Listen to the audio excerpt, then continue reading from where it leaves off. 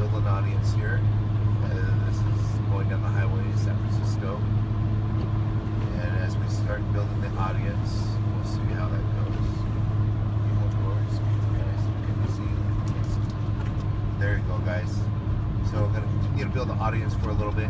And I'm going to give you guys an update on what I think, and looking over the footage of the drill pad for the last three months. I want to show you guys my thoughts on the footage that's been editing on this whole time, and I want you guys to share this. I'm going to need you guys to help me crowdsource a solution real fast. Today was coming all the way from San Diego to LA to Berkeley and meeting with people and sharing the story of Standing Rock and sharing what's happening there. We did the live feed of what's happening at the bridge, and an aha moment came up of many of the actions before that have been happening at the bridge and happening 20 miles out, happening on Highway 6, happening on the drill pad, happening in Bismarck and the different areas. And I want you guys to think about this. Previous footage earlier in December, I posted some footage that showed them working on the gas line pipe over there by the West Side pipeline. Before I left home for the holidays, I posted another footage of them working on the east side of the east pipeline, of the east side drill pad, and then working on a pipeline area just on the east side going towards the road of 1804. What I need from you guys is, my suspicions are that when the police start to get violent like this, when they start shooting our relatives, again, Morton County is like the Pinkerton Oil Police. They're distracting what's really happening at the drill pad. My suspicions are, and I'm not a expert on this, but they're using the gas line to pump oil through. And we've got confirmation that they are pumping oil to a point, and between Highway 6 and 1806, there's a, back by the natural gas, there's a natural gas refinery or something back there. There is an actual pipe that comes out of the ground with some type of unit attached to it, and this same thing is over by the West Side drill pad. So I've seen those areas many times, and you can drive over there and you can see them. But what we are witnessing is that I have a suspicion, and I know many of you guys have suspicions, that they may be using the gas line next to the drill pad that I showed you guys. That has a satellite on it. It's got a powerhouse by it, and an access point coming across, and equipment relating there to the east side.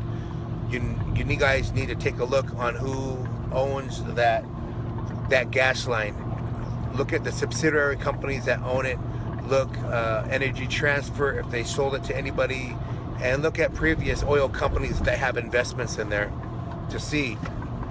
These guys are going to rely on the Trump administration, but they're doing certain things by trying to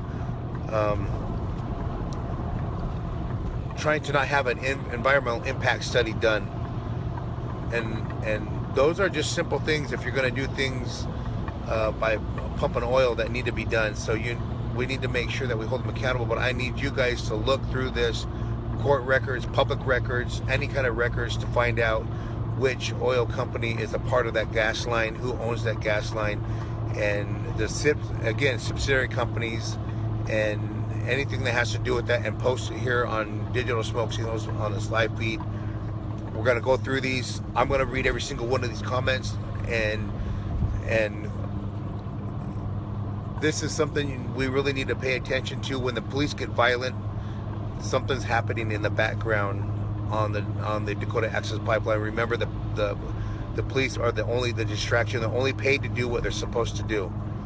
That's all. The vehicle on top, that's the military Avenger, they're only paid to sit there and do what they're supposed to do. So they're getting desperate and they're doing things to distract us. So this is what I need you to do. I'm going to check back in. I'm going to read through these comments and make sure that we help articulate what's happening over there at the drill pad. The drill pad is a focus. Water protectors, the drill pad is your focus. Are they pumping oil through that gas line? Look at my footage. Look at the front from the west side to the east.